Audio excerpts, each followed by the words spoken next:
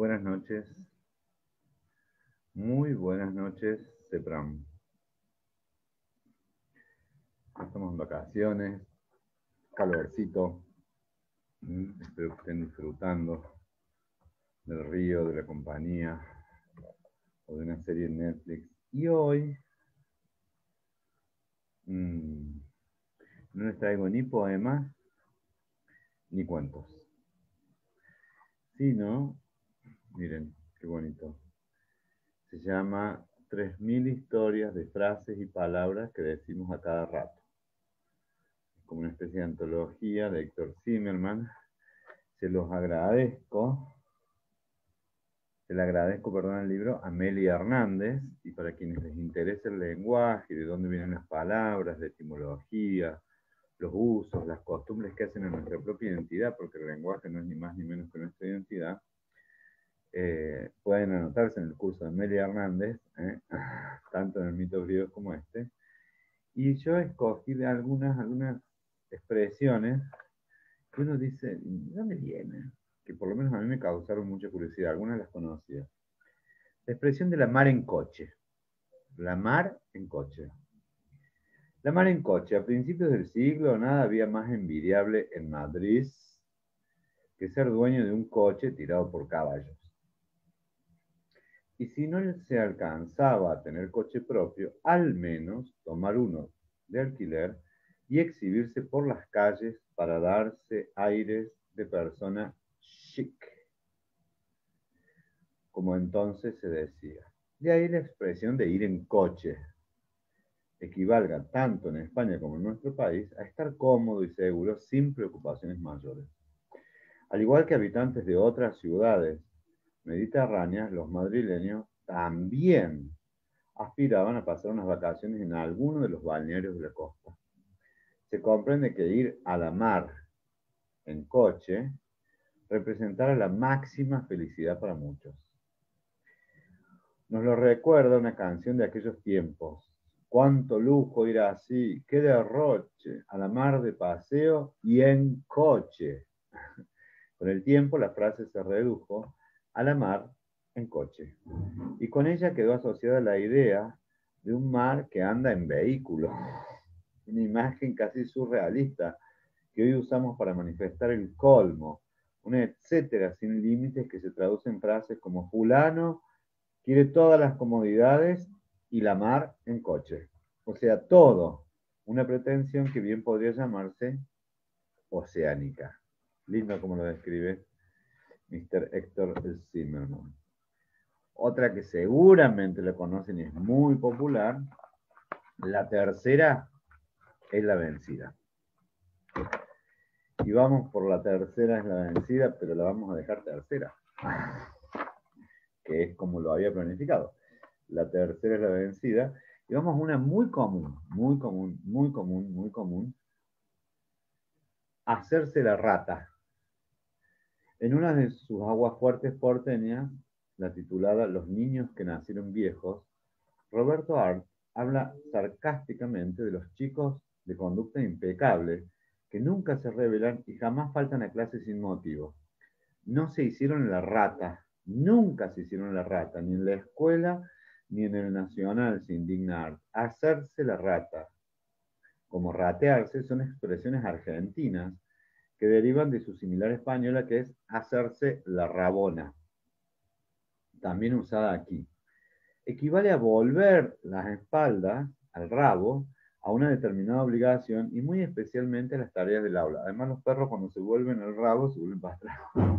Entre nosotros, rabona se convirtió en ratona, primero para dar lugar enseguida a ratearse o a hacerse la rata. Frases todas que tienen el sentido de escurrirse furtivamente para refugiarse, como los ratones, en una cueva simbólica, un parque, un café, a veces la propia casa. Otra frase equivalente que de los españoles es hacer novillos y también fumarse la clase. Aquí el dicho se aplica también a la oficina, decir, por ejemplo, que fulano está ausente con aviso, suele enunciar en forma algo más decorosa el hecho puro y simple de declarar un feriado personal, en menos palabras, ratearse del trabajo.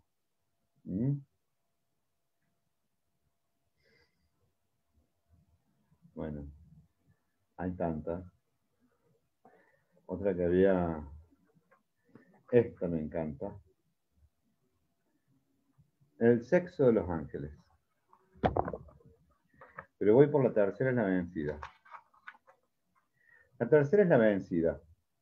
El dicho original, aún usado en España, es la tercera va vencida, donde vencida tiene el sentido de un éxito definitivo.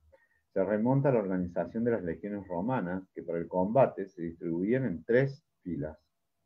En la primera iban los soldados novatos, provistos de armas livianas.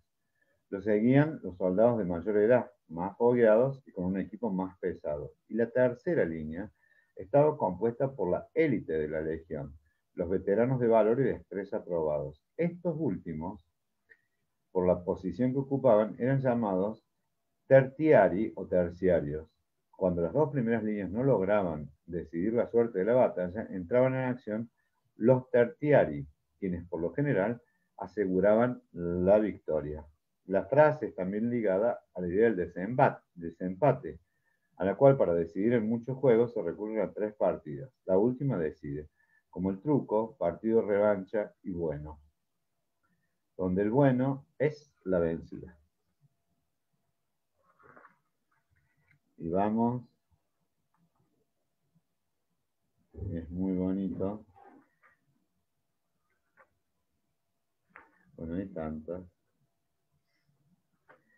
El sexo de los ángeles.